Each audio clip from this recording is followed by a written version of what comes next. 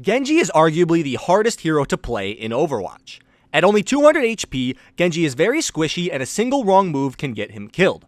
However, Genji's damage potential and outplay ability makes him no doubt one of the strongest heroes in the game when mastered. In today's video, we will take an extremely in-depth look at Genji, covering everything you need to know about Overwatch's Cyber Ninja. First, we'll cover Genji's strengths. Genji has very high mobility. Through the use of his passive and his swift strike, he can be anywhere on the map in a moment's notice. Because of his mobility, Genji is an excellent flanker. An unnoticed Genji is a deadly Genji and can wreak some serious havoc on the enemy team. Finally, Genji's ultimate, Dragonblade, provides extreme playmaking potential as it can create team wipes with minimal setup, unlike many other ultimates in the game. Now for Genji's weaknesses. Genji has a very high skill cap. Now, this isn't a weakness in itself, it's actually a strength. A high skill cap means you can be very good with a hero. The weakness is, you're gonna need some practice. Watching this guide won't make you an expert with Genji. Watching this guide and practicing will, however. With enough time and the tips I'm going to give you, I promise you can become a master Genji player. Another weakness of Genji, which we've actually already mentioned, is that he has very low health. Low health heroes often require more skill than high health heroes because there's less room for error. Genji is no exception. Genji's last weakness, and I hesitate to call it a weakness, is the fact that he's very ability reliant. Some would argue that most Overwatch heroes are very ability reliant, however Genji is actually more so than most of these. A Soldier 76 and a Reaper, for example, can both hold their own when their abilities are on cooldown, as their main source of damage is their primary weapon. Genji, we'll talk about it more later, relies on all of his abilities to deal damage and outplay his opponents. So when your abilities are on cooldown, you are very vulnerable. Let's move on to Genji's abilities. His passive is Cyber Agility. With this, Genji can climb on walls and double jump. The combination of these two abilities in one passive grants Genji a wide variety of uses. Offensively, Genji can reach almost any location on the map. While in combat, continuous double jumping and wall climbing will make you an extremely hard target to hit. Genji can also easily flank snipers with this ability. Even if they see him coming, double jumping makes your movement quite unpredictable. Defensively, this passive, combined with your swift strike, makes it easy to escape from sticky situations. It is also important to note that you can essentially triple jump with Genji, as you can double jump towards a wall, climb for just a split second, and then jump off. Genji's weapon of choice, like any real ninja, are his shurikens. He can throw 3 in quick succession in a straight line, which we will call burst firing, or 3 at once in a spread pattern, which we will call fan firing. Genji holds 24 shurikens at once. Each star does a total of 28 damage, meaning you deal 84 damage if you land all 3. His shurikens do benefit from bonus damage on headshots, meaning 3 headshots will deal 168 damage. Against armor, the damage of each shuriken is reduced by 5, meaning 3 shurikens will deal 72 damage against armor, or 156 damage if you land 3 headshots. When throwing in burst fire mode, Genji can throw 3 stars every 0.97 seconds. When firing in fan mode, he can fire 3 every 0.73 seconds. So what do all these numbers mean? Well, for one, fan fire mode has a higher DPS if you land all your shots, so you should be using this far more often than your primary fire, which is the burst shurikens. Keep in mind, Genji's shurikens have a velocity but do not have drop. They move in a straight line through the air. You also may have noticed that Genji's damage with his shurikens is quite mediocre. It's above average maybe, but it isn't great. This is because Genji relies on a lot more than his shurikens to deal damage. His swift strike and deflect are huge sources of damage for Genji when used right. We'll talk about those more in a second. The last thing to say about Genji's shurikens is that they will require practice. They are arguably harder to use than Hanzo's Stormbow, so don't expect to get the hang of them right away. The next ability we will talk about is Deflect. Upon activation, Genji deflects all incoming projectiles coming from the direction he is facing for 2 seconds. Projectiles will be deflected back in the direction of your crosshair. Deflected projectiles will act as if you had fired them, so they will not damage or affect friendlies and behave exactly as the projectile would against enemies. For example, Pharah's rockets will deal splash damage and knockback, and McCree's flashbang will stun enemies. Genji cannot block any beam-type weapons, like Symmetra's Photon Projector, Winston's Tesla Cannon, Zarya's Short-Range Beam, Mei's Frost Stream, or Symmetra's turrets. Genji can deflect, however, many enemy ultimates, such as McCree's Deadeye, Soldier 76's Tactical Visor, Bastion's Tank Form, Reaper's Death Blossom, Pharah's Rocket Barrage, and Torbjorn's shots during Molten Core. Mei's Blizzard, Hanzo's Dragon Strike, Zarya's Graviton Surge, and Tracer's Pulse Bomb can also be deflected, but only if you deflect the projectile before it activates. If you deflect one of these abilities, it will become friendly and will only harm the enemy team. Before we talk about strategies then, let's talk about some quirks with his deflect. Melee attacks are not deflected, but are blocked, so you do not take damage from them. Zenyatta's Orb of Discord cannot be deflected in any way. Roadhog's Hook can be deflected, and it will deal damage to Roadhog, but no pull effect will occur. Now let's talk about some strategies for using Deflect. Deflect serves two main purposes, dealing damage and protecting your low amount of health. When using this ability, you should always strive to utilize both of these. Never settle for just blocking damage. Make sure you hit something with it. Using Deflect effectively will require some practice and timing. You can reactively use Deflect against projectiles that you see coming, but hit scan bullets like Widowmaker's rifle must be anticipated as they travel instantly. Two good uses of Deflect include using it against Bastions who are furiously spitting bullets at you, or Widowmakers who you anticipate are about to snipe you. Both will often net you a kill. Finally, try to use Deflect against McCree at close range. If he throws his flashbang, you can deflect it before it goes off and stun him, usually netting you a kill. If he fans the hammer, you can also deflect it and pretty much guarantee yourself another free kill. It is important to note, however, that you must deflect the flashbang projectile to stun him. If he throws it on the ceiling or the ground, you will still be stunned. Genji's final non-ultimate ability is Swift Strike. Genji darts forward, slicing the air with his katana, damaging all foes in his path. Swift Strike deals 50 damage unless the opponent is armored, in which case it does 45. It has a cooldown of 8 seconds, which is fully reset whenever Genji gets an elimination. Swift Strike is integral to Genji's kit, as it allows him to pull off many high damage combos. We will cover two basic combos that you'll find yourself using all the time. The first useful combo should be used when you're already within melee range.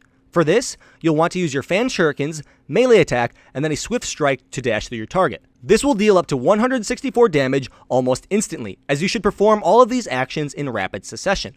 The melee can be done instantly after the shurikens, and Swift Strike can be instantly done after the melee. Finish the enemy off with fan shurikens as necessary. Our second useful combo that you'll also find yourself using quite frequently is when you're within range of a Swift Strike, but not within range of a melee attack. To do this, you first use Swift Strike to close the gap and damage your opponent. Follow up with a fan shurikens and a melee attack. This combo is quite similar to our first one, except you do Swift Strike at the beginning instead of the end. If you're within melee range, always use the first combo, as it does the damage quicker. The second combo, after you Swift Strike, will require you to turn around and find your opponent, meaning it takes longer time to deal the damage. Remember two things when doing all this. 1. Melee instantly after using your shurikens, or as fast as you can. 2. Remember when doing all this to use your cyber agility. Jumping and Swift Striking off walls not only looks cool, but also makes you a harder target to hit. Also, if you see a low health target in a group of enemies, you can Swift Strike in to kill them and then Swift Strike out instantly if you get the elimination. This is especially useful against supports and people who are carrying their team. Genji's ultimate is Dragonblade. Genji brandishes his katana for a short period of time. For 8 seconds, his shurikens are replaced with a powerful melee attack that deals 120 damage per hit in a small AoE in front of him. Activating Dragonblade resets the cooldown on Swift Strike and gives Genji a small move speed boost that lasts during the duration. It also gives off a loud audio cue that I'm sure we're all familiar with. Genji swings his sword at a maximum rate of 1 slash every 0.9 seconds, allowing for a maximum of 9 slashes. Dragonblade synergizes very well with some other ultimates, such as Zarya's Graviton Surge, Reinhardt's Earth Shatter, and Mei's Blizzard, as they all freeze enemies in place. This being said, however, the real strength of Genji's Dragonblade is the ability to be quite successful with it at a moment's notice. This is one of the only ultimates in the game, or at least the best ultimate, to team wipe the enemy team without any sort of preparation. The general strategy with Genji's ultimate is to get within melee range and alternate killing enemies with Swift Striking, as every elimination resets the cooldown and you are very squishy. Target the enemy supports and damage dealers first, as they will take a maximum of 2 slashes to kill. If they're lower than 170 HP, they can be killed with 1 Swift Strike and 1 slash, so targeting them is a good idea. Heroes like Tracer and Zenyatta will be easy to take out because of this. Remember, you can still use all of your abilities during your ultimate, so jumping around and using your cyber agility abilities isn't a bad idea to avoid getting hit. If you're afraid of being pulled by a Roadhog or stunned by a McCree who will both kill you during your ultimate, try using your Deflect. You'll have less time slashing with your sword, but it's better to survive than get killed by either of them. Now let's talk about all of the hero matchups you'll encounter with Genji, starting with the favorable ones. The first favorable matchup is against Widowmaker. Your parkour abilities make her easy to sneak up on, and if she does spot you, your high mobility makes you a hard target to hit, and you can deflect her shots, dealing massive damage to her. Just watch out for her venom mines. You can parkour around them so you don't alert her, or shoot them to get rid of them. Bastion is also a very favorable matchup for Genji, as he generally sits still.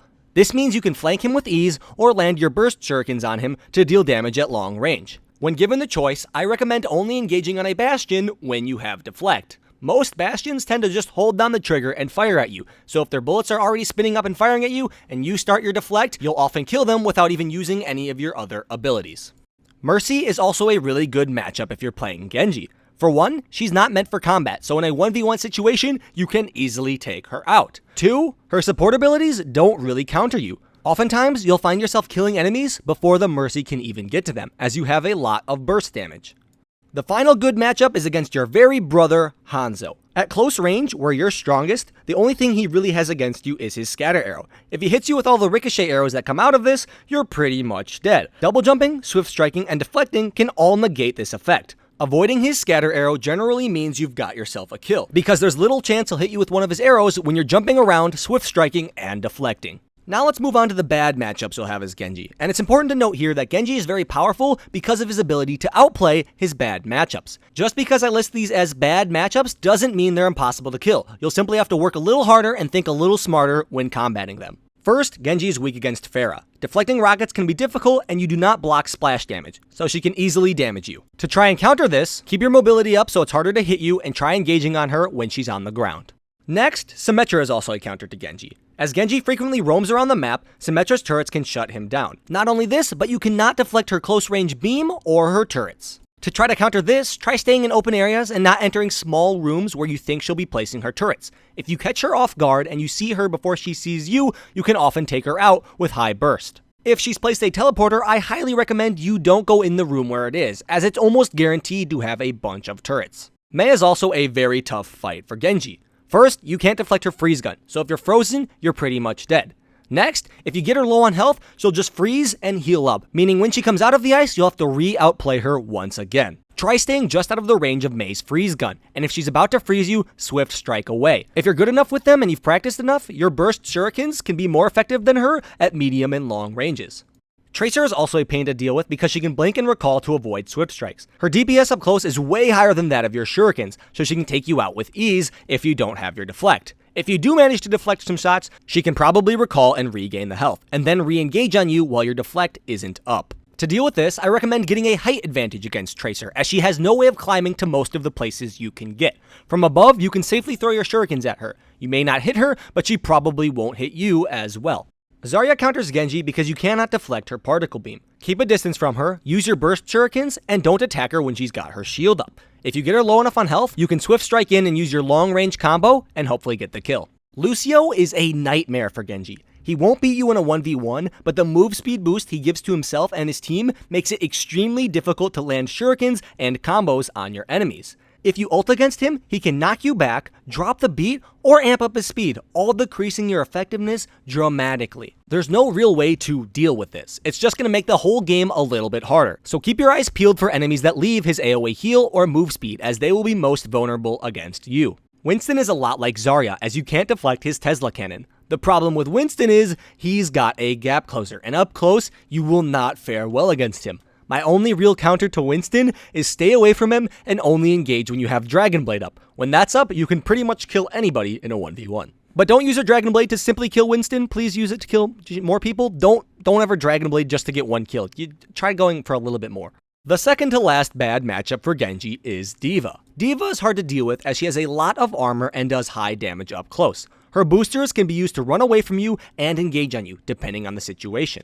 Some of you might not like this, but I recommend just staying away from her. Let a teammate deal with the D.Va. At close ranges, she will shred you, and at long ranges, she has a lot of armor and your shurikens are hard to hit, so there's really no range you're gonna wanna deal with her. Let a teammate engage on her, and when her attention is towards them, that's when you come in and use your high burst damage to help your teammate take her out. The last counter to Genji is Torbjorn. Torbjorn's turrets lock onto you instantly, so the high evasiveness you have against enemy heroes isn't really going to work. To counter this, you can use a combination of your burst shurikens and deflect to hopefully take out a turret, but you probably will take damage in the process, as they will keep shooting you and your deflect is not enough to kill them on their own. If a Torbjorn uses his ult and goes Molten Core, just run away. There's honestly, you don't want to fight that fight. Run away, get out of there, and engage on him later, or have a teammate engage on him. That's the best way to do it. Now let's go over the neutral matchups very briefly, as this video is already 15 minutes long. The first neutral matchup is McCree, and this really comes down to a 50-50. If you can deflect McCree's flashbang or a fan the hammer, you win. If he flashbangs you, you lose. It's as simple as that.